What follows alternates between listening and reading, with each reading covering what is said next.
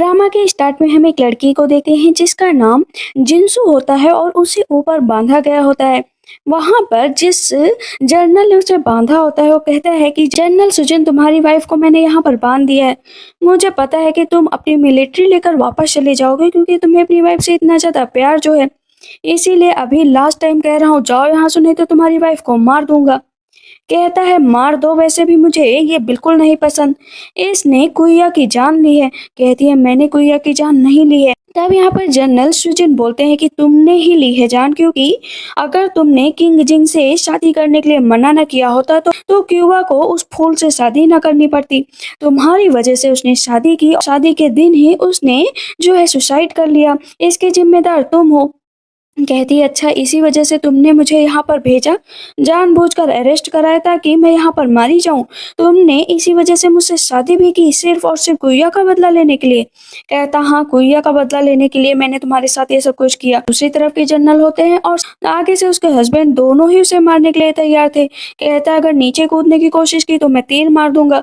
General कहते हैं ठीक है, अगर तुम्हें अपनी वाइफ की बिल्कुल भी नहीं पड़ी है तो मैं भी इसे मार देता हूँ। जैसे ही सुजुन उसे मारने चलता है तो कहती है मैं इससे डील कर लूंगी, रुक जाओ। कहता है तुम डील करोगी? वहां पर वो अपने हाथ की रस्सी काट देती है और सबसे पहले उस जनरल को मारती है। नीचे भागने चलती है लेकिन भाग नहीं पाती है। नीचे से सुजुन क्या करता है ना, उसकी तरफ तीर चला देता है जिसकी वजह से वो नीचे गिर जाती है। लेकिन इतनी देर में वो सामने से वार करते हैं जिसकी वजह से सुजुन की भी वहां पर डेथ हो जाती है। अपना नीचे गिरते गिरते सोच रही होती है मेरी कोई भी केयर नहीं करता, ना मेरी मदर ना मेरे फादर, भाई तो मेरा हमेशा से ही फायदा उठाता आया है, कभी भी मुझे प्रोटेक्ट नहीं किया। मेरी बहन ने भी मेरा फायदा उठाया।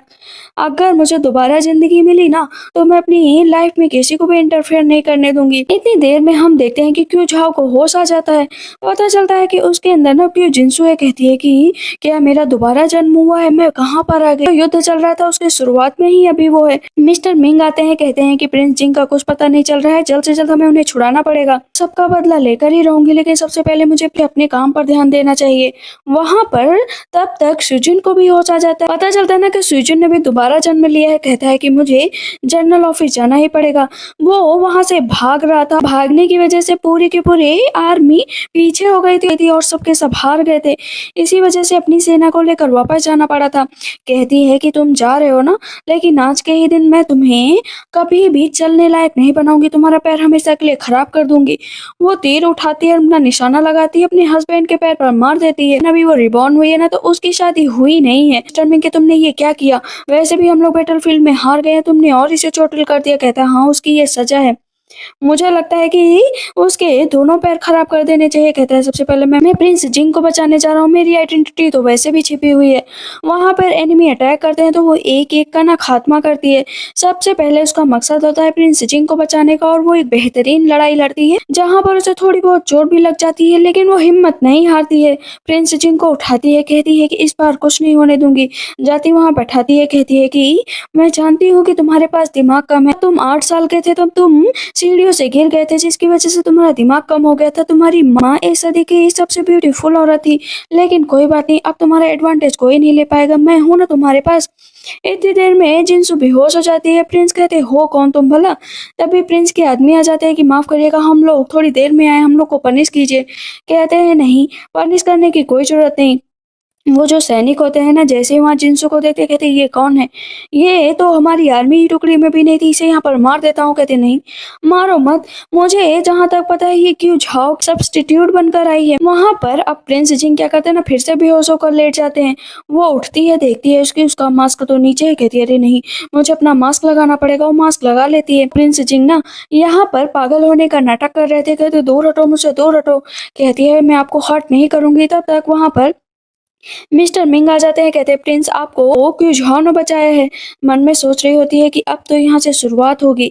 इधर हम मैजेस्टी को देखते हैं क्योंकि शिवजन की वजह से पूरी आर्मी को पीछे जाना पड़ा था। इस वजह से मैजेस्टी उसको 3 साल के लिए आर्मी से निकाल देते हैं और उसकी मंथली सैलरी भी कट कर देते हैं। उसके पैरों पर चोट लग गई थी, बहुत ही लापरवाही से काम किया था। पीछे से जिनसू कह रही होती है कि मैजेस्टी को जरा से भी प्रिंस जिंग की चिंता नहीं है, वो मरे या जिए लेकिन हाँ, अपने नाम की बहुत चिंता है, इसलिए वो प्रिंस जिंग को कुछ नहीं होने देंगे, क्योंकि प्रिंस जिंग को क्यूजहा ने बचाया था। इसी वजह से मैजेस्टी उसे सोने की टेल्स देते हैं और उसे सम्मानित भी करते हैं। यहाँ पर क्यूजहा कहता है कि मैजेस्टी मुझे ये कुछ नहीं चाहिए, मैं चाहता हूँ कि जो आप मुझे दे रहे हो वो सब मेरी बहन को दे दीजिए, क्योंकि वो बहुत अच्छी है, मैं सिर्फ उसी पे भरोसा करता हूँ। मन में प्रिंस जिंग सोच रहे होते हैं कि अच्छा तो तुम्हारा नाम जिनसू है।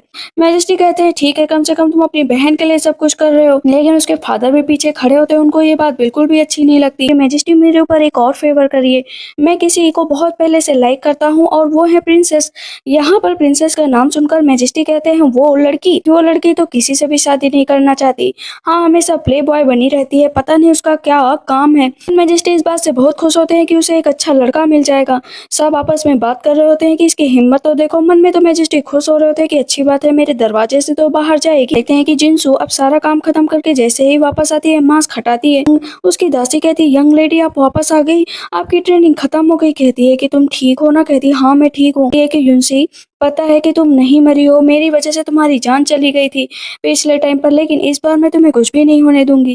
कहती है कि मैं ठीक हूँ, लेकिन अब तुम अपना ख्याल रखना। कि जिनसू जाती है शॉप पर, पैसों से वो अच्छे कपड़े खरीदती है और वहां से बाहर निकलती है, लेकिन तभी उसका रियल ब्रदर क्यों झाव आ जाता है। कहता है बदतमीज कहीं की, तुमने मेरी जगह पर सारा पैसा बहन को दे दिया, क्यों दे दिया? ये पैसा मेरा था। और हम उधर किंग जिंग को देखते हैं, जहाँ पर जो लेटर दिया गया था उसे वो पढ़ रहे होते हैं और पीछे से बैठकर उसको देख रहे होते हैं। कहते हैं ये लड़की को तो ये लोग आज बहुत मारेंगे। कहता है नहीं, वो अपनी केयर कर लेगी। जिस हिसाब से वो लड़ाई करती है और बहुत ही हीरोइक अंदाज में वहां पर वो एक एक सैनिक को मार गिराती है, लेकिन तभी उसकी दासी युनसी को कुछ लोग पकड़ लेते हैं। किंग जिंग को याद आता है कि ये तो इतनी खतरनाक है कि कितने सारे सैनिकों को एक साथ मार गिराया था, वहाँ पर कुछ लोग तो उसके लिए कुछ भी नहीं है।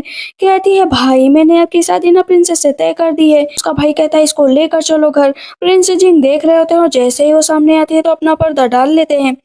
वहां पर उसे याद आ रहा होता है कि वो उसकी केयर की बात कर रही थी। प्रिंस जिंग कहते हैं मुझे इसका ध्यान देना पड़ेगा। इधर हम सुजुन को देखते हैं, जिसकी हालत तो इतनी खराब होती है क्योंकि उसके पैर पे भी चोट लग गई थी और उसे कोड़े भी मारे गए थे। उसकी माँ कहती है कि तुम्हारे साथ ये क्या हो गया।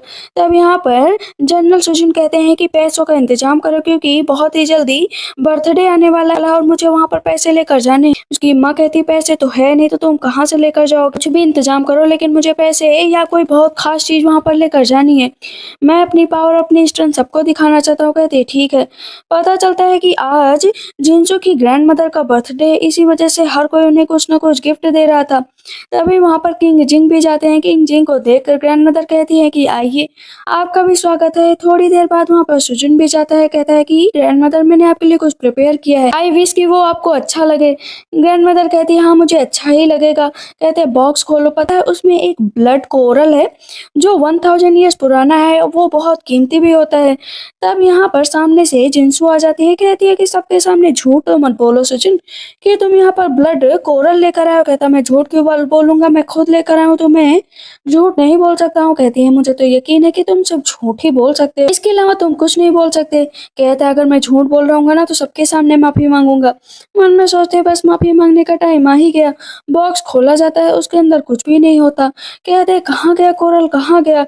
अब यहाँ पर सबके सामने सचिन की बेइज्जती हो जाती है और ग्रैंड मदर को भी ये बात अच्छी नहीं लग रही होती कि तुमने कहा था और यहाँ पर आकर झूठ बोला। तब तक वहां पर कुआ आ जाती है। कुआ कहती है कि जनरल आपको चिंता करने की जरूरत नहीं है, पक्का आपके साथ फ्रॉड हुआ होगा, क्या पता किसी ने चुरा लिया हो। अभी जिनसू जिस हिसाब से आरोप लगा रहे हैं ना कहीं इसी ने तो नहीं चुराया है।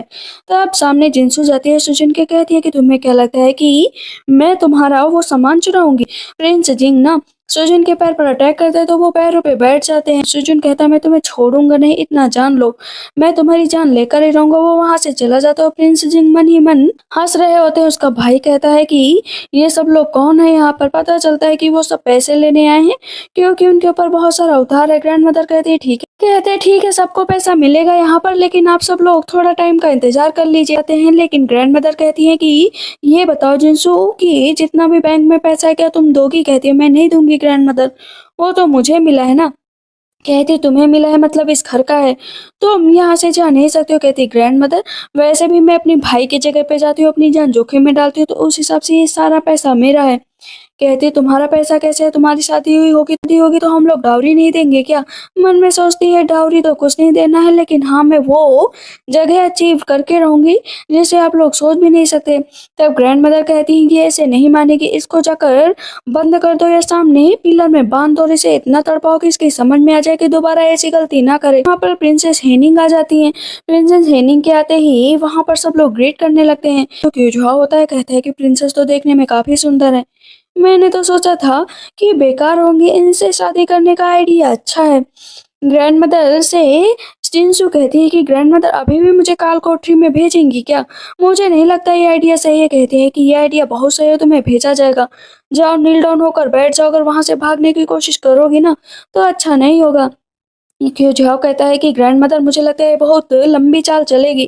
कहती है मैं भी चाल चल लेती हूँ। कहती है कि सुजन आकर बैठा होता है, मदर आपने उसके अंदर कोरल क्यों नहीं रखा? कहती है कि मैं भूल गई होंगी या मुझे याद नहीं रहा होगा। कहता है माँ आपको पता है मेरी बेइज्जती कितनी हुई है, वैसे भी मैं जो करना चाहता हूँ वो हो नहीं रहा है। तो उसकी माँ है ना, उसके घर के एक शॉप थी, उसके घर के हालात अच्छे नहीं थे, इसी वजह से वो दोनों शॉप बेचने की बात करती है। तो उसकी बेटी कहती पकड़े गए तो? कहती जब तक पकड़े जाएंगे तब तक तुम मेरे बेटे की दोबारा नौकरी लग जाएगी और उसके पास पैसा आने लगेगा। उनसे कह रही होती है कि मिस आप यहाँ पर क्यों बैठी हैं, आप चलिए ना, आपको यहाँ पर नहीं बैठना चाहिए। कहती है मैं यहीं पर बैठूंगी वरना दिक्कत होगी। पता चलता है बाहर से वो उसकी माँ की तरफ से एक लेडी आई होती है। कहती है कि तुम अब यहाँ से जा सकती हो, लेकिन जो भी कुछ तुमने किया है उसकी माफी मांगो।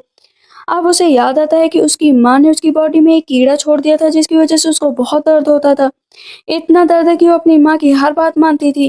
कहती है ठीक है, मैं अपनी माँ की पपेट नहीं बनना चाहती हूँ, मैं यहाँ से जा रही हूँ।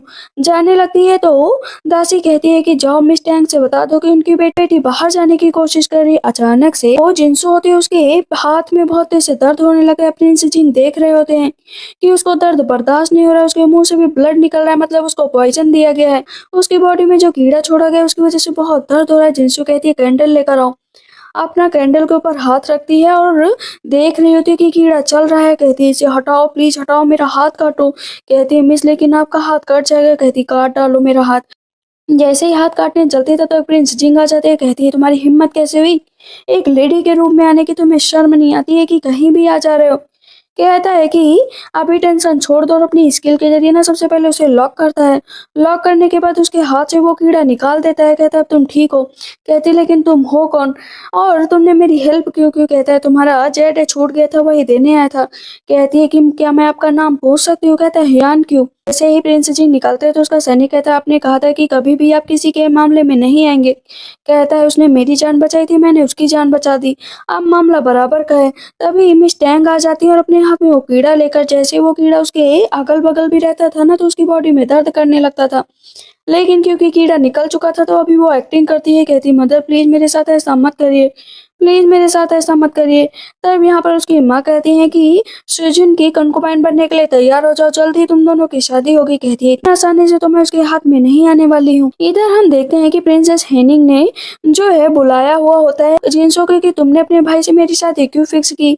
मुझे तुम जैसे दिमागदार लोग पसंद तो हैं, लेकिन ऐसे प्लॉटिंग करते हैं वो लोग मुझे बिल्कुल पसंद नहीं है। वैसे ये बताओ कि तुम अपने बेवकूफ भाई से मेरी शादी क्यों कराना चाहती हो? जाओ सामने से वो फ्लावर तोड़ कर लाओ। जाती है तोड़ने तो सामने से सुजुन आ जाता है। कहता है कि तुम मुझसे शादी नहीं करोगी तो पछताओगी, देखना। कहती है कि पछताऊंगी नहीं। अपना पैर लगाती है, उसको गिरा देती है। तभी वहां पर कुआ आ जाती है। कहती तुमने जानबूझकर गिरा है ना? कहती नहीं नहीं, मैंने नहीं गिराया है। वैसे तुम दोनों का इतना खास रिलेशनशिप है तो तुम दोनों शादी क्यों नहीं कर लेते? प्रिंसेस भी आ जाती है। कहती है कि हाँ तुम दोनों लोगों को शादी कर लेना चाहिए। तभी अचानक से वहां पर एसेशियन हमला कर देते हैं तो जो सुजन होता है ना वो क्यूआ को बचाने के लिए उसके सामने आ जाता है। क्यूआ पानी में गिर जाती है, उसको बचाने के लिए सुजन पानी में गिर जाता है। जिंग देख रहे होते हैं कि प्रिंसेस एनिंग पर हमला होने वाला है, सामने जाते हैं लेकिन उससे पहले वो पानी में गिर जाते हैं। ये प्रिंसेस भी पानी में गिर जाती है, अपना प्रिंसेस को पानी में बचाने के लिए कूद जाती है। कुल मिलाकर सारे के सारे पानी में होते हैं और ऊपर लड़ाई चल रही होती है। ये हमला थर्ड प्रिंस ने कराया होता है जो सत्ता को अपने हाथों में लेना चाहते थे, लेकिन उनका मामला फेल होता हुआ नजर आ रहा था। जिनसू जाती है प्रिंस जिंग को बाहर निकालती है, बार-बार पानी पेट से निकाल रही होती है, नहीं निकल रहा होता है तो वो क्या करती है ना, अंदर से सांस लेकर पानी निकालने की कोशिश करती है। कहती है मिस आप ये क्या कर रही हैं, आपको ऐसा नहीं करना चाहिए, आपकी बहुत बेइज्जती होगी। इधर क्यूया के ना कपड़े पूरे भीग गए होते हैं। सुजन कहता है तुम ठीक तो हो ना, लेकिन जितने भी लोग अगल बगल खड़े होते हैं कहते हैं देखो तो दोनों कैसे चिपके हुए हैं, शर्म तो आ नहीं रही है, शादी कर लेना चाहिए वरना इन दोनों से शादी कौन करेगा, देखो पूरे पूरे दिन में ये सब कुछ किया जा रहा है। तब यहाँ पर जिनसू कहती है अब देखो अब तुम दोनों लोगों का क्या होता है। कुआ बिल्कुल भी जो है सुजुन से शादी नहीं करना चाहती थी क्योंकि उसका पैर काम नहीं कर रहा था, लेकिन सुजुन को सच्चा वाला प्यार था कुआ से, इसी वजह से वो कुआ को पूरी तरीके से प्रोटेक्ट करना चाहता था। पता चलता है कि जिनसू को क्वीन मदर ने बुलाया है। क्वीन मदर कहती है कि ये बताओ कपड़ा तुम्हारा है, प्रिंस जिंग के साथ घूम रही थी। कहती है नहीं क्वीन मदर ऐसी बात नहीं है। तब तक पीछे से प्रिंस जिंग आ जाते हैं और गले लग जाते हैं कि तुमने मुझे बचाया उसके लिए थैंक यू थैंक यू। कहती है कि हाँ ठीक है सब कुछ सही हो जाएगा। ग्रैंड मदर कहती है क्या तुम्हें ये फेरी पसंद है। कहता है हाँ मुझे ये फेरी बहुत पसंद है, इसने मेरी बहुत केयर की है। कि क्वीन मदर मेरा तो ये फर्ज था कि प्रिंस जिंग की जान बचाऊं, मैंने इसको बॉडी टू बॉडी टच किया है। कहती है कि हाँ वो तो करना पड़ा ना जान बचाने के लिए। क्यूया की माँ ना बहुत तेजी से गाली दे रही होती है जिनसू को कि सब कुछ तुम्हारी वजह से हुआ है, तुम्ही ने ये सब कुछ किया है, अब चलो नील डाउन हो जाओ और माफी मांगो कि जो तुमने किया है। कहती है मैंने कुछ ऐसा नहीं किया जिसकी वजह से मुझे यहाँ पर माफी मांगनी पड़े। ग्रैंड मदर कहती है तुमको क्या लगता है ये तुम हम लोगों के अगेंस्ट जा सकती हो, तुमने इस घर में खाया पिया बड़ी हुई हो, चलो ट्रिक तुम्हारी काम नहीं करेगी। उसके हाथ में फिर से दर्द होने का नाटक करने लगती है कि मेरे साथ ऐसा मत करो, आप जो कहेंगे मैं करने के लिए तैयार हूँ। क्यूरिया क्या करती है ना, मार देती है थप्पड़ जिनसू को। उतनी देर में वहां पर क्वीन मदर की दासी आ जाती है कि इतनी हिम्मत है जिंग को थप्पड़ मार रहे हो। वहां पर इंपीरियल एडिक्ट आ जाता है और कहा जाता है कि हाफ मंथ के अंदर ही जिनसू की शादी प्रिंस जिंग से होगी, इसी वजह से कोई भी शादी को टाल नहीं सकता है। और जो क्यूवा है उसने भी बॉडी टू बॉडी सेजुन को टच किया है तो उसकी शादी उससे होगी। कहती है मैं शादी नहीं करूंगी। इनोज कहते हैं कि क्या तुम क्वीन मदर का फरमान ठुकराओगी क्या। कहती है नहीं ऐसी बात नहीं है। कहते शादी तो करनी ही पड़ेगी और उसे तुम्हें एक्सेप्ट भी करना पड़ेगा। ग्रैंड मदर जाकर उसे एक्सेप्ट कर लेती है, कहती है कि मैं नहीं शादी करना चाहती। यहाँ पर क्वीन मदर की दासी कहती है कि जिनसू तुम अपना सारा सामान पैक कर लो, अब से तुम महल में रहोगी। तो क्यूबा को गुस्सा आ रहा था कि मुझे उस लंगड़े इंसान से शादी करनी पड़ेगी और ये प्रिंसेस से शादी कर रही है। ग्रैंड मदर कहती है इतना टेंशन क्यों ले रही हो, वैसे भी उसके पास दिमाग कम है, ना कभी बच्चा होगा ना कभी आगे बढ़ पाएगी, एक दिन खुद ही तड़प तड़प कर मर जाएगी। हम देखते हैं कि क्वीन मदर ने आखिर उससे क्या कहा था। क्वीन मदर ने जिनसू के सामने शादी का प्रस्ताव रखा था क्योंकि पहले वो एक अच्छे खासे इंसान से शादी करके फंस चुकी है, इसी वजह से वो प्रिंस जिंग से शादी करने के लिए मान जाती है। प्रिंस जिंग भी शादी करने के लिए मान जाते हैं कि हाँ मुझे ये फेरी बहुत पसंद है, मैं शादी करने के लिए तैयार हूँ। अब वो वहां पर क्वीन मदर तो बहुत खुश होती है कि हम देखते हैं प्रिंस जिंग बैठे होते हैं। सामने से आती है जिनसू, कहती है कि प्रिंस क्या आप सच में मुझसे शादी करना चाहते हैं। जिनसू कहती है ये बताओ शादी का मतलब भी तुम्हें पता है, बताओ ना तुम्हें पता है कि नहीं पता, और उसके खूब करीब चली जाती है। इस पर प्रिंस जिंग शर्मा जाते हैं, वहां से भाग जाते हैं। युनसुई कहती है कि आपको क्या लगता है ये तो बहुत पागल है, आप इनसे शादी करेंगी। कहती है हाँ करूंगी, जैसे भी है बहुत अच्छा है, मेरी केयर करेगा और मुझे इससे ज्यादा कुछ नहीं चाहिए। बाहर प्रिंस खड़े हुए होते हैं। सैनिक कहते हैं कि क्या आप जिनसू से शादी करना चाहते हैं। कहते हैं हाँ, मेरे और इसका दुश्मन सेम है तो शादी तो करना बनता है। इधर वो प्रैक्टिस कर रही होती है क्योंकि आर्मी की कमांडर जो थी भले ही अपने भाई के वेश में ही जाती थी। प्रिंस जिंग बैठे होते, फिजिशियन आते हैं, कहते हैं कि अपनी टॉनिक अपना दवा टाइम पर लेना। तभी थर्ड प्रिंस आ जाते हैं, कहते हैं कि तुम्हारी इतनी हिम्मत कि तुम अपना इलाज करवा रहे हो, तुम पागल ही ठीक हो। फिजिशियन कहते हैं इस तरह प्रिंस को परेशान मत करो। थर्ड प्रिंस कहते हैं इसे बाहर फेंक कर आओ, ये फिजिशियन ज्यादा ही बोल रहा है। कहता भाई प्लीज मुझे मत मारो मत मारो, तुम्हें तो मारना ही पड़ेगा, चलो इसे सामने बांध दो और मारो। सामने से जिनसू आ जाती कि किसके इतनी हिम्मत की मेरे होने वाले हस्बैंड को हाथ लगाए। वो भाग कर जाता है, कहता पता है भाई ने मुझे बहुत मारा। कहती है क्यों मारा। प्रिंस कहते हैं निकल जाओ यहाँ से, तुम्हारे यहाँ पर कोई काम नहीं है, और तुमने अपने मुंह पर यह कपड़ा क्या लगा रखा है, हटाओ। जैसे हटाने चलते हैं तो जिनसू उसका हाथ पकड़ कर घुमा देती है। कहती है आ जाओ, जिसको जिसको लड़ना एक एक को गिरा देती है और थर्ड प्रिंस के सामने ना अपना हथियार लगा देती है कि दोबारा यहाँ आस पास भी दिखाई दिए ना तो जान से मार डालूंगी। तो यहाँ पर थर्ड प्रिंस उठते हैं तलवार लेकर मारने के लिए, लेकिन इतनी देर में प्रिंस जिंग सामने आ जाते हैं, उनके हाथ पर चोट लग जाती। जिनसू पलट कर अटैक करती है थर्ड प्रिंस पर, तो थर्ड प्रिंस अपने सारे सैनिकों को लेकर भाग जाते हैं।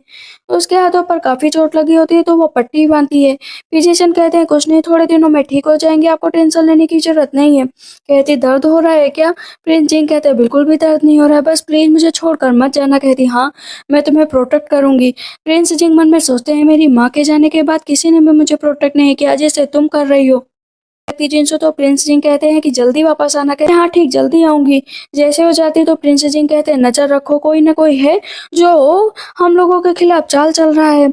पता चलता है इधर थर्ड प्रिंस ने लोगों को भिजवाया था और भी लोगों को, लेकिन कोई भी प्रिंस को मार नहीं पा रहा था। ऊपर से अभी उधर से मास्क लगाकर प्रिंस जिंग आ जाते हैं और इधर से पहुंच जाती है जिनसू भी। दोनों एक साथ ही थर्ड प्रिंस के गले पर तलवार रखते हैं और थर्ड प्रिंस को वहां पर बेहोश कर देते हैं। कहते हैं मिस आप यहाँ पर? कहती हाँ, और आप यहाँ पर, आप कौन है? कहते हैं कि अच्छा तो तुम यहाँ पर। कहती है कि आपका चेहरा बहुत ही फेमिलियर लगता है, मुझे लगता है मैंने आपको कहीं देखा है। कहते हैं हाँ देखा हो। प्रिंस क्या करते हैं ना, थर्ड प्रिंस के चेहरे पर कट के निशान लगा देते हैं, लेकिन इतनी देर में जिनसू की नजर प्रिंस के हाथ पर जाती है कि ये पट्टी तुम्हें किसने बांधी? कहता है कि बस किसी ने बांध दी। कहती है कि ये पट्टी बहुत ही सिमिलर लग रही है, मैंने किसी और के हाथ में भी देखा है। कहता है अच्छा, मेरे करीब आने की कोशिश कर रही हो, मुझे सेड्यूस कर रही हो? उसके करीब जाता है। कहती है मैं करीब आने की कोशिश नहीं कर रही हूँ, समझे, मेरी शादी फिक्स हो चुकी है। इधर जिनसू खड़ी होती है, तभी प्रिंस जिन भाग कर आते हैं। कहते हैं अच्छा चल तुम कुछ खा लो ताकि अच्छा फील कर सको और अपना मुंह धो लो। दोनों खा रहे थे। कहती है आराम से खाओ, आराम से खाओ, इतनी दिक्कत नहीं है। पता चलता है आज उसके भाई की शादी है प्रिंसेस हेनिंग से, तो उसे घर पर बुलाया गया है। कहती है ठीक है। जा रही होती है तो सामने से जो है सुजुन मिल जाता है। कहता है कि पछताओगी, पछताओगी, बहुत पछताओगी। तो उसके पैरों पर मार देती है कि दोबारा प्रिंस जिंग के बारे में कुछ मत बोलना। कहता है कि एक दिन जब गिड़गिड़ाते होगी मेरे पास कि मुझसे शादी कर लो, तो मैं तुमसे शादी नहीं करूंगा। कहती है वो दिन कभी नहीं आएगा और ना ही मैं पछताऊंगी। वो चिल्ला रहा होता है। वो जाती है भागकर अंदर, तो देखती है वहां पर कोई नहीं है, लेकिन उसे चक्कर आ रहा होता है। वो बेहोश होने लगती है। पता चलता है कि सुजुन आता है, अपने कपड़े निकालने लगता है। कहता है बहुत दूर भाग रही थी ना, अब दूर नहीं भाग पाओगी। उसके साथ जबरदस्ती करने लगता है, क्योंकि आज उसके भाई की शादी थी और वहां पर सुजुन और जिनसू दोनों नहीं थे। तो ग्रैंड मदर कहती है ये दोनों कहाँ पर हैं? इस पर उसका भाई कहता है कि लगता है कि ये दोनों मेरी शादी खराब करना चाहते हैं। ग्रैंड मदर कहती पहले उन दोनों का पता लगाओ। दासी आती है, कहती रूम में कुछ लोगों की आवाज आ रही है, कहीं वहीं पर तो नहीं दरवाजा तोड़ा जाता है, अंदर जाया जाता है। ये सारी चाल जो है कुया की मदर की होती है और ग्रैंड मदर की होती है। कहती है मदर देखो ना, चैम्बर में इतनी बदतमीजी कौन कर रहा है? भाग कर जाती, पर्दा खोलती तो देखती है उसकी बेटी और दासी जो है सुजन के साथ लेटे हुए हैं। सब मिलकर जिनसू को फंसाना चाहते थे, लेकिन उसकी बेटी वहां पर लेटी होती है। सब कहते हैं देखो देखो कितनी बदतमीज है, मतलब एक के साथ मन नहीं भरता है कि तो दासी को भी यहाँ पर लेके कुत्ते तेज से रोने लगती है कि मैंने नहीं किया, मैंने नहीं किया, सच में मुझे फंसाया गया है। क्यूया की माँ जाती है और जिनसू को मारने लगती है कि तुम ही यहाँ पर आई थी, तुम्ही ने मेरी बेटी को बेहोश करके यहाँ पर लिटाया है। क्यूया कहती है हाँ सच में इसी ने ये सब कुछ किया है। यहाँ पर ग्रैंड मदर जाती है, कहती है कि माफी मांगती हूँ कि यहाँ पर जरूर किसी और ने सब कुछ किया होगा। तो क्यूया क्या करते हैं ना, फिर से जिनसू को थप्पड़ मारने चलते, तो वो हाथ पकड़ लेती है कि दोबारा हाथ फिर से उठाए तो तोड़ दूंगी। तुम मुझे खुद फंसाना चाहती थी और आज जब तुम्हारे साथ ये हुआ है तो यहाँ पर चिल्ला रही हो, रो रही हो। पता चलता है जब सुजुन उसके साथ बदतमीजी कर रहा था, तभी वहाँ पर प्रिंस जिंग आ जाते हैं। प्रिंस जिंग कहते हैं तुम ठीक तो हो ना? वहाँ पर उसे एंटीडोट देते हैं कि चलो यहाँ से छुटने का टाइम आ गया है। वो दोनों अलमीरा के अंदर छिप जाते हैं। जिनसू क्या करते हैं ना, सोचती है यही अच्छा टाइम है, उसके मुंह से मास्क निकाल लेती है, लेकिन देखती है वहाँ पर उसने दूसरा मास्क लगाया होता है। कहता है कि मेरा मास्क निकालना चाहती हो? तुम्हें पता है जो मेरा मास्क निकालेगा उसे मुझसे शादी करनी पड़ेगी। क्या सच में मेरे से शादी करने के लिए उतावली हो? कहती है नहीं, मेरी शादी फिक्स हो चुकी है। तब तक उधर से क्यूया अपनी दासी के साथ आती है कि सब कुछ सही है, एकदम फिट। कहती है चलो देखें, लेकिन देखती है कि वहां पर सिर्फ सुजुन लेटा और कोई नहीं। पीछे से प्रिंस जिंग और जिनसू आते हैं, उन दोनों को बेहोश करके लिटा देते हैं। जिनसू क्यूया के कपड़े निकालती है, दासी के कपड़े निकालती है। जैसे ही सुजुन के कपड़े निकालने चलते तो प्रिंस कहते हटो जरा, उसके कपड़े मैं निकाल लूंगा। वो उसके कपड़े निकाल देते हैं, दोनों को साथ में लिटा देते हैं और बाहर आ जाते हैं। कहती है थैंक यू सो मच, मेरे रेपुटेशन को बचाया है। अगर आप आज ना आते तो शहर में किसी के सामने खड़े होने लायक भी न रहती। प्रिंस जिंग कहते हैं अपना ख्याल रखो। जिनसू होते ना आज अपनी माँ को ही फंसा देती है कि माँ आपने कहा था जैसा करने को मैंने वैसा ही कहा। क्यूया की माँ को गुस्सा आता है, जिनसू की माँ को थप्पड़ मार देती है, दोनों आपस में लड़ रही होती हैं। जिनसू बस दूर से नजारा देख रही होती है। उसके फादर कहते हैं कि जिनसू तुमने ये सब कुछ किया है ना, बोलो ना। माँ कहती है ये सब चालबाज लड़की की वजह से हुआ। कहती है माँ मैंने तो बस अपने आप को प्रोटेक्ट किया है। तब तक उधर से प्रिंस जिंग आ जाते हैं कि चलो हम लोगों के लिए डे केयर है। सब लोग बाहर बैठ जाते हैं। वहां पर जो कुछ भी हुई महल में चल रहा था उसकी वजह से जो सुजुन था ना, उनकी मैरिज 3 दिनों के अंदर ही क्यूया से फिक्स कर दी गई थी और जो प्रिंस जिंग थे उनकी शादी अब जिनसू से हो गई 3 दिनों के अंदर। तो सारी तैयारी कर लो। पर जो क्यूया थी ना उसे अब लीगल वाइफ की जगह कंकुबाइन बनाया जाएगा, क्योंकि पहले ही रात बिता चुकी है। ये बात सबके सामने आ गई थी। कहती मैं तुमसे शादी नहीं करना चाहती सुजुन, मैं तुमसे शादी नहीं करना चाहती। उसे धक्का दे देती है।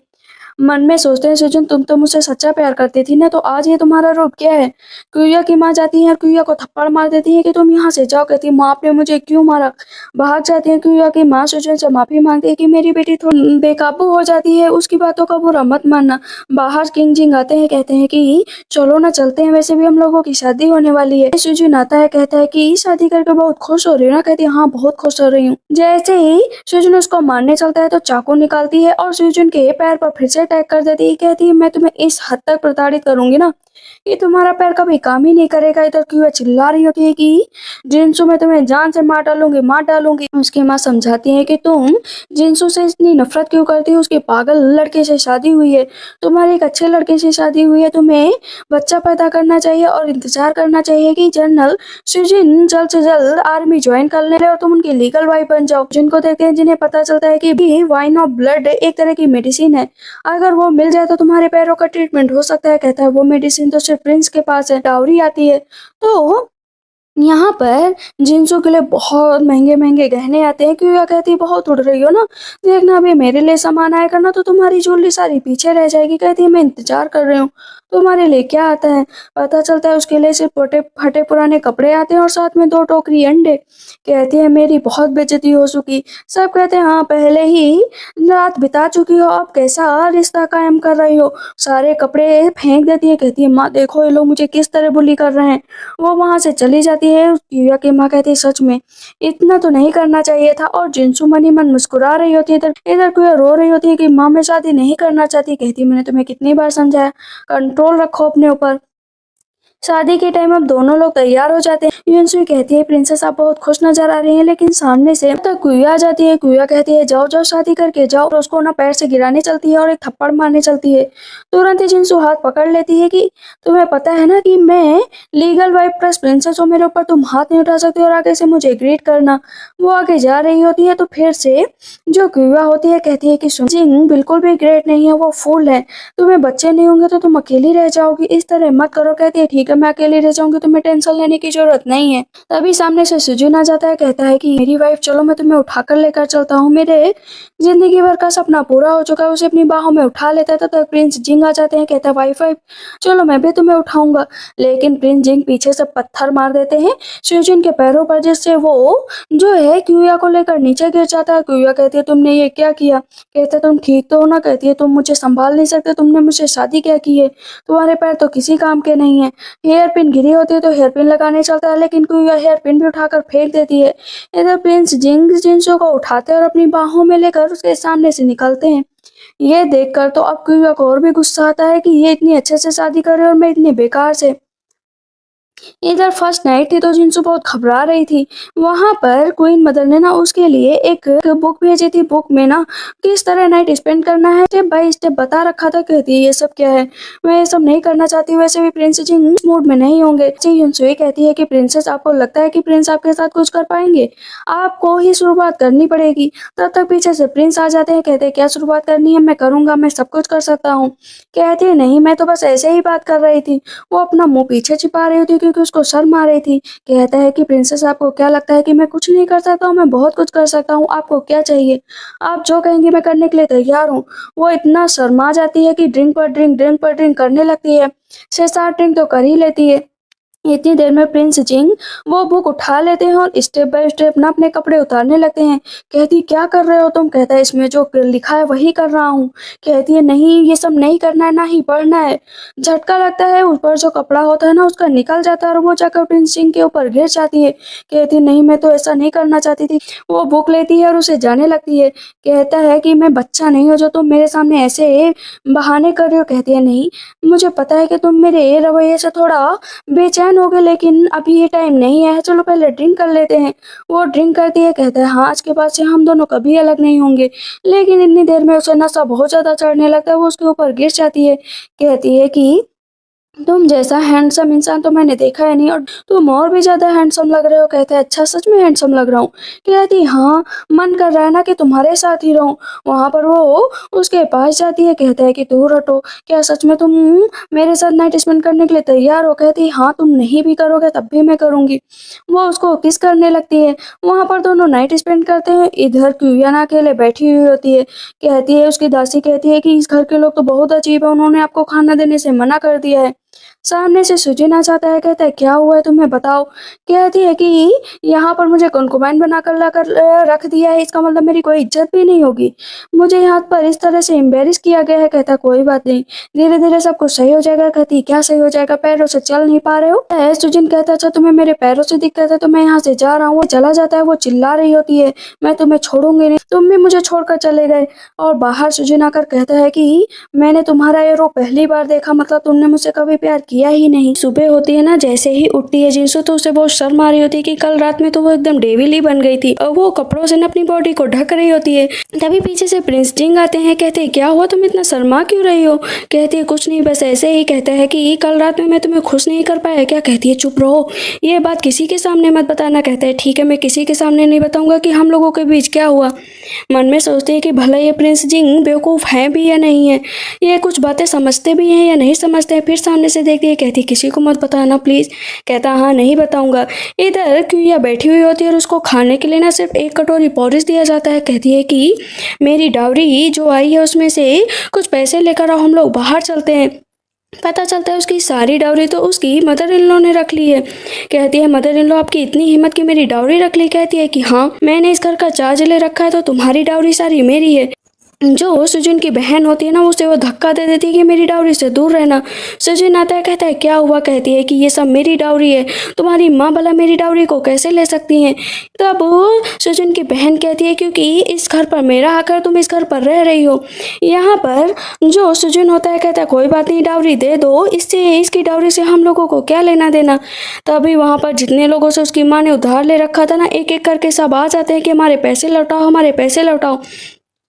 सुजन कहता है सब यहाँ पर क्या चल रहा है, लोग किस बात के पैसे मांग रहे हैं? उसकी माँ कहती है कुछ भी नहीं। पता चलता है उसकी माँ ने शॉप भी बेच दी है, सारे पैसे भी खत्म हो गए, मतलब वो लोग पूरी तरीके से कंगाल हो चुके हैं। अब वो एक एक चीज की जांच पड़ताल कर चल रहा होता है। उसकी माँ ने उसके सबसे बड़ा धोखा दे दिया है। उसकी बहन कहती है कि कोई बात नहीं भाई, इतनी सारी डाउरी मिली है ना, हम लोग चुका देते हैं। क्यूया कहती खबरदार अगर मेरी डाउरी को हाथ भी लगाया। कहती क्यों हाथ लगाऊंगी, ये सब पैसा मेरा है। कहता है कि क्यूया तुम्हें ये डाउरी देनी ही पड़ेगी, आज यहाँ पर कर्ज चुका दो, धीरे धीरे मैं तुम्हें सब कुछ लौटा दूंगा। उसकी बहन छीन रही होती है सारी डाउरी तो फिर से क्यूया उसकी बहन को धक्का दे देती है कि दूर हटो मेरी डाउरी से, और तेज से धक्का सुजन को भी दे देती है कि खबरदार अगर मेरा एक भी पैसा लिया। सुजन की जो थोड़ी बहुत टांग टूटी थी ना, पूरी टांग टूट चुकी थी। युनसुई आकर एक एक खबर जिनसू को दे रही होती है कि उसके घर में डाउरी को लेकर बहुत बड़ा पंगा हो चुका है। जो जनरल है उनके पैर पर और भी ज्यादा चोट लग चुकी है। प्रिंस जिंग ना अपने आदमी से बात कर रहे होते हैं कि थर्ड प्रिंस बहुत बड़ा खेल खेल रहे हैं, बहुत ही जल्दी वो यहाँ पर हमला बोलने वाले हैं। कहते हैं ठीक है तैयारी करो, उसका कोई खुलासा किया जाएगा। सुजन के पैर पर ज्यादा चोट लग गई थी, इसी वजह से कहते आज रात में ही प्रिंस जिंग के रूम में जाओ और वो दवा चुरा कर लाओ। इधर प्रिंस जिंग रात होते ही ना अपने कपड़े निकालने लगते हैं। कहती है कि आज रात नहीं प्लीज। कहते हैं क्या हुआ, मैं तो यहीं पर रहूंगा ना। कहती है नहीं दूसरे रूम में जाकर सो जाओ। कहता है ऐसे क्यों कह रही हो, हम लोग तो हस्बैंड वाइफ है ना। कहती है नहीं आज यहाँ पर ना कुछ लोग चोरी करने आएंगे। कहता है अच्छा चोरी करने आएंगे तो मैं अपनी वाइफ को प्रोटेक्ट करूंगा। कहती है सच में। कहता है हाँ और क्या। वो जाकर लेट जाता है और वो भी उसके बगल जाकर लेट जाती है। दोनों लेटे हुए होते हैं। सैनिक आ जाते हैं चुराने के लिए मेडिसिन। वो ऊपर उठता है तो उसका सर नीचे कर देती है कि चुप रहो। कहती है लोग तो कुछ ज्यादा ही जल्दी आ गए। पता चलता है कि प्रिंस जिंग तो फूल है ही, सामने ही मेडिसिन रख दी। वो लोग मेडिसिन लेकर चले जाते हैं। बाहर निकलती है, कैंडल जलाती है, कहती है अच्छा हुआ मैंने वो मेडिसिन बदल दी थी। तब तक पीछे से वो असली मेडिसिन लेकर आता है, कहता है ये तुम्हारे लिए। कहती नहीं नहीं मैं इसे नहीं ले सकती, ये बहुत एक्सपेंसिव है। कहता है मेरी मदर ने कहा है कि जो चीज़ तुम्हें पसंद है ना उसको दे दो, क्योंकि तुम मुझे पसंद हो तो जिस पर तुम्हारा हक उस पर मेरा हक। कहती है थैंक यू सो मच, ये बहुत ही कीमती, मैं इसको संभाल कर रखूंगी। इधर जैसे ही जनरल सुजन को वो मेडिसिन मिलती है, कहता है इसे जल्द से जल्द अप्लाई करना पड़ेगा वरना तुम्हारी जान भी जा सकती है। कहते हैं मेडिसिन बनाओ। वो मेडिसिन पी लेता है, कहता है मैं हील तो कर जाऊंगा ना। कहते हैं हाँ हील कर जाओगे। तो वो पीता है, कहता है मुझे कोई भी दर्द महसूस नहीं हो रहा। खड़ा होकर चल रहा होता है, कहता है मैं ठीक हो गया, मैं ठीक हो रहा। लेकिन जो चुरा कर ले आया होता ना उसको थोड़ा सा गड़बड़ लग रहा होता है, क्योंकि उसने एक दो केसेस और भी देखे होते हैं। फेक मेडिसिन से बहुत दिक्कत होती है। फिजिशियन वहाँ से चले जाते हैं और उसकी माँ कहती है फाइनली मेरा बेटा सही हो गया। सब बहुत खुश हो रहे होते हैं, लेकिन सुजिन जमीन पर गिर जाता है। कहते क्या हुआ बेटा तुम्हें? कहता है मुझे नहीं पता मुझे क्या हुआ है, डॉक्टर को बुलाओ, डॉक्टर को बुलाओ। उसके मुंह से ब्लड निकलने लगता है। बेड पर लिटाया जाता है। सामने से तब तक जिनसू भी आ जाती है, कहती क्या हुआ है इन्हें, डॉक्टर को बुलाओ। डॉक्टर कहते हैं कि सबसे पहले वो मेडिसिन लाओ जो इसको पिलाई गई। वहाँ पर उसको देख रहे होते हैं, कहते हैं बहुत गड़बड़ हो गई, इसकी सारी इंजरीज और ज़्यादा बढ़ गई और अंदर पॉइजन फैल चुका है। कहते हैं क्या, कौन सा पॉइजन? जैसे ही मेडिसिन चेक करते हैं, कहते हैं ये ब्लड वाइन नहीं, ये फेक ब्लड वाइन है, इससे डिसीज कम नहीं होती और बढ़ जाती है, मतलब अब इन्हें नहीं बचाया जा सकता। कहते हैं क्या, क्यों नहीं बचाया जा सकता, प्लीज़ मुझे बचा लो। जिनसू कह रही होती है कि तुम्हें क्या हो गया सुजिन, प्लीज़ तुम ऐसे नहीं कर सकते। वो उसके सामने नाटक कर रही होती है। सुजिन कहता है मुझे माफ़ कर दो, शायद मैंने तुम्हारे साथ बहुत बुरा किया है। वो उसके पास जा रहा होता है, कहता है प्लीज़ मुझे माफ़ कर दो। बढ़ाता है, उसका कपड़ा पकड़ता है तो प्रिंस जिंग उसके हाथ पर अपना पैर मार देते कि दूर हटो मेरी वाइफ से। वहाँ पर सुजिन की डेथ हो जाती है। कहती है चलो हम लोग चलते हैं यहाँ से। प्रिंस की झाव आ जाता है और चिल्लाने लगता है कि जिनसू चलो, तुम्हें ग्रैंड मदर ने बुलाया, उनकी तबीयत खराब है। जो प्रिंस जिंग का आदमी होता है बोलता है कि तुम्हें तमीज नहीं कि प्रिंसेस से कैसे बात करनी चाहिए, पहले ग्रीट करो। कहती है प्रिंस जिंग अपना ख्याल रखना, मैं जल्दी ही आ जाऊंगी। कहते हैं कि ठीक है ख्याल रखना। इधर हम देखते हैं जैसे वो घर आती है तो ग्रैंड मदर कहती है अच्छा तो तुम अब प्रिंसेस बन गई हो तो तुम्हें बिल्कुल भी चिंता नहीं यहाँ की, बहुत ही जल्दी कंपटीशन होने वाला है, तुम अपने भाई की जगह पर लड़ने जाओगी, जो रिवॉर्ड मिलेगा तुम अपने भाई को दोगी। कहती है मैं नहीं लड़ने जाऊंगी, अब मैं किसी की पपेट नहीं हूँ। तब तक उसकी माँ आ जाती है कि पपेट तो हो तुम। कहती है माँ प्लीज़ मेरे साथ ऐसा क्यों करती है? कहती बचपन से करती आई हूँ तो आज कोई बड़ी बात नहीं है। यहाँ पर जिनसे फिर से नाटक करने लगती है, उसके हाथ में दर्द हो रहा है। कहती है माँ मैं आप जो कहेंगी करने के लिए तैयार हूँ। उसकी ग्रैंड मदर कहती है कि कहीं ये कंट्रोल से बाहर ना निकल जाए। क्यों जो कहता है ग्रैंड मदर कंट्रोल से बाहर नहीं निकलेगी क्योंकि इसके पास बीमारी का इलाज ही नहीं है। हाँ सही कहा, क्रिया के साथ इसने बहुत बुरा किया है, जब तक जिंदा होना इसे चैन से जीने नहीं दूंगी। इधर युनसुई कहती है कि आपने ये क्या किया, आपको पता है ना कि आपकी शादी हो चुकी है, आप क्या वहाँ पर लड़ने जाएंगी? कहती है मुझे तो बहुत पहले से पता था, बचपन में ही पता चल गया था कि वो मेरी रियल मदर नहीं है, तभी वो मेरे साथ हमेशा से इतना बुरा व्यवहार करती आई हैं। युनसुई कहती है कि आपकी असली मदर कहाँ पर है? कहती है मुझे नहीं पता, मैं तो हमेशा से ही अनाथ थी, तो मुझे माँ बाप का प्यार नहीं पता है। युनसुई कहती चिंता करने की जरूरत नहीं है मिस, मैं हूँ ना आपके साथ, और प्रिंस जिंग भी तो आपको कितना प्यार करते हैं। प्रिंस जिंग उधर से आते हैं और उसको अपनी गोद में उठाकर ना घूमने लगते हैं। कहते हैं कि तुम वापस आ गए, मैंने तुम्हारा कितना इंतजार किया। कंपटीशन का दिन होता है। वहाँ पर क्यों जाओ कहता है जल्द से जल्द कपड़ा बदलो वरना लोगों को पता चल जाएगा। कहती इतनी भी क्या जल्दी है, मैं कहीं भागी नहीं जा रही। वहाँ पर झाओ किंगडम से बहुत ही ताकतवर लोग आए हुए होते हैं, लड़ाई शुरू होती है, करके वो सबको हराने लगता है। यहाँ पर कहीं ना कहीं मैजेस्टी की बेइज्जती हो रही थी कि कोई है इतना ताकतवर जो हमारे यहाँ से लड़ पाए। सब कह रहे थे क्यों जाओ तुम जाओ, तुमने तो कितने लोगों को हराया, क्यों जाओ कहाँ पर है, जल्द से जल्द जाओ और लड़ाई करो। तभी वहाँ पर प्रिंस जिंग का आदमी जाता है और जो वो पूंछ लगा कर आए हुआ होता है नकली, वो निकाल देता है। कहता है क्यों जाओ, यहाँ पर छिपा हुआ है। कहता है जाओ लड़ने जाओ। पहली बार तो उसने अपनी जिंदगी में इतना भारी आर्मी का कपड़ा पहना था, जैसे आगे बढ़ता है ना गिर जाता है। सब कहते हैं ये क्या है, जनरल नीचे कैसे गिर गए। उसके फादर कह रहे होते आज तो मेरा बेटा बेइज्जती कराएगा ही। वो कह रहा होता है कि कहाँ पर हो तुम, जिनसू आओ नहीं तो तुम्हें जान से मार दूंगा। एक ही बार में वो आदमी जो है क्यों झा को नीचे गिरा देता है। सब कहते हैं कि क्या अभी तक जो सब काम चल रहा था ये लोगों को बेवकूफ़ बना रहा था। वो कह रहा होता है कि आओ किसी के अंदर हिम्मत है तो आओ। ऊपर से तब तक जिनसू आ जाती है, कहती है कि मैं आई हूँ। कहते ए लड़की पागल हो क्या, यहाँ पर लड़ने आई हो, तुम्हें एक बार में ही नीचे गिरा दूंगा। कहती है मैजेस्टी प्लीज बस मुझे ऑर्डर दीजिए। कहते हैं ठीक है लड़ो, मैं भी तो देखूं। वहां पर प्रिंस जिंग कह रहे होते हैं प्रिंसेस प्रिंसेस तुम जीतोगी। एक बार में ही जिनसू उस आदमी को नीचे गिरा देती है। सब कहते हैं वाह क्या मार्शल आर्ट है। वहां पर फिर से वो उठने की कोशिश करता तो फिर से नीचे गिरा देती है। उसकी काबिलियत देखकर तो अब हर कोई बहुत खुश था। कहते वाह इसे ही जनरल घोषित करना चाहिए। वहां पर एक एक करके ताकतवर लोग आते रहते हैं लेकिन जिनसू सबका खात्मा करती जाती है। दूसरा किंगडम के लोग हार मानकर वहां से चले जाते हैं। प्रिंस जिंग कहते फाइनली मेरी वाइफ ने जो है अच्छा काम किया, लेकिन तभी पता चलता है कि थर्ड प्रिंस भी अटैक करने वाले हैं। कहते हैं पहले से इंतजाम करो कि थर्ड प्रिंस का आज खुलासा करना है। इधर मैजेस्टी के सामने उसके भाई को बिठाया जाता है और जिनसू को भी कि आखिर तुम दोनों के बीच क्या चल रहा है। जिनसू आज सब कुछ एक्सेप्ट कर लेती है कि मेरी माँ ने मुझे पॉइजन दिया था। क्यों झाओ की जगह हमेशा ही मुझे लड़ने के लिए जाना पड़ता था, क्योंकि अगर मैं नहीं जाती तो मैं जान से मारी जाते हैं। इतनी हिम्मत कि तुम्हें फंसाया गया बचपन से। अभी वहाँ पर थर्ड प्रिंस आ जाते हैं कि ऐसा कुछ नहीं है, भला जिनसू को कौन फंसा सकता है। अगर इतनी ही ताकतवर थी तो अपनी माँ को मार सकती थी, सबको मार सकती थी। हाँ आज उसका भाई इसलिए नहीं लड़ा क्योंकि उसकी तबीयत खराब थी। अभी उसकी माँ जाती है। मैजेस्टी कहते बताओ क्या हुआ। कहती हाँ मैजेस्टी ये जो जिनसू है ना, इसने बचपन से हम लोगों को परेशान करके रखा था। मैंने इसे कभी घर से निकलने नहीं दिया तो ये बैटलफील्ड में क्या जाएगी। यहाँ पर जिनसू कह रही थी मैजेस्टी आपको यकीन करना ही पड़ेगा, लेकिन थर्ड प्रिंस अपनी बातों में मैजेस्टी को भी ले लेते हैं कि इसे जाकर जेल में डाल दो। तभी प्रिंस जिंग आ जाते हैं कि ऐसा नहीं होगा, मैं अपनी वाइफ को प्रोटेक्ट करूंगा। थर्ड प्रिंस कहते हैं अपनी वाइफ को क्या प्रोटेक्ट करोगे। एक सामने से सैनिक आता है मारने के लिए मैजेस्टी को बचाने के लिए प्रिंस जिंग जाते हैं कि फादर आपको मैं कुछ नहीं होने दूंगी। ना उस सैनिक को पकड़ लेती है कि तुमने मैजेस्टी पर क्यों हमला किया। वो कहता है मुझे थर्ड प्रिंस ने भेजा। थर्ड प्रिंस कहते हैं मैं तो इसे जानता भी नहीं, ये कहाँ से आया। कहते तुम्ही ने तो भेजा, तुम ही तो इतने दिनों से चाल चल रहे थे। जो छुपी हुई आर्मी बना रखी है उसका क्या पता चलता है। दस्तावेज आ जाते हैं, छुपी हुई आर्मी का भी खुलासा हो जाता है। मैजेस्टी कहते हैं तुमने ये क्यों क्या। कहता है नहीं ये सारे फॉल्स एविडेंस है, मैंने ऐसा कुछ नहीं किया। मैजेस्टी कहते हैं इसे पकड़ कर लेकर जाओ, कभी भी ये जेल से ना निकलने पाए। एम्परर को डिसीव करने की कोशिश कैसे की।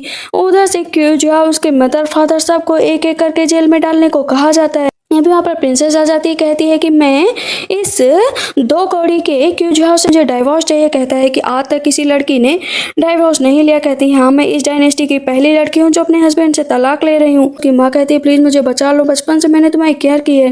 जिनसू कहती है बचपन से केयर नहीं की बल्कि तुमने बचपन से मुझे मारने की कोशिश की। लेकिन प्रिंस जिंग को चोट लग गए होते तो मैजेस्टी जाते हैं और बहुत चिंता कर रहे होते हैं। कहते हैं मैं नहीं जाऊंगा, तुम जाकर उसकी केयर करो। कहती है जब आप इतना चिंता कर ही रहे तो चले जाइए। कहते नहीं मैं दूर से ही ठीक हूँ। उसकी माँ जब से गई है मैं उससे नजरें नहीं मिला पाता हूँ, क्योंकि मैं उसकी माँ से बहुत प्यार करता था। जब भी उसे देखता हूँ ना तो उसकी माँ की याद आती है। तुम उसका पूरा ख्याल रखना। इधर प्रिंस जिंग बैठे हुए होते हैं अपना मास्क लेकर के। अपॉर्चुनिटी तो सही मिल गई, थर्ड प्रिंस को भी पकड़ लिया गया। लेकिन इतनी देर में वहां पर जिनसू आ जाती है। कहती क्या हुआ, चलो दवा पी लो, तुम्हें कहाँ पर चोट लगी है। लेकिन वो मास्क छुपा रहा होता है। कहती क्या हुआ, इस तरह क्यों घबरा रहे हो। कहता दूर हटो दूर हटो। पूरे रूम में भागा करता है, वो उसको दौड़ाया करती है। ऊपर का कपड़ा खींचती है तो मास्क नीचे गिर जाता है। कहती ये मास्क तो जाना पहचाना लग रहा है। कहता नहीं नहीं ये मास्क तो मैं बस खेल रहा था, मुंह पर लगा देती है। कहती है मतलब विलन क्यों थे, वो तुम थे। उसका कान पकड़ लेती है कि तुम अभी तक बस झूठ बोलते हो। कहता माफ करना प्रिंसेस, मैं झूठ नहीं बोलना चाहता था, ना ही प्रिटेंड करना चाहता था। कहती तुम झूठे हो, मैं जा रही हूँ। उसका हाथ पकड़ लेता है, खींच लेता है। कहता है तुम जाओ मत, तुम्हारे बिना तो मैं मर जाऊंगा, मैं तुम्हारे सामने अब रियल बनकर रहूंगा। कहती है कि अब तो झूठ नहीं बोलोगे ना। कहता है नहीं बिल्कुल भी झूठ नहीं बोलूंगा। वो दोनों वहां पर किस करने के लिए जाते हैं तो उसका मुंह पकड़ लेती है कि झूठ मत बोलना। कहता कभी नहीं बोलूंगा। इसी के साथ इस ड्रामा की एंडिंग होती है। तो आप लोग को ड्रामा कैसा लगा मुझे कमेंट सेक्शन में जरूर बताइएगा। तब तक के लिए बाय बाय, टेक केयर।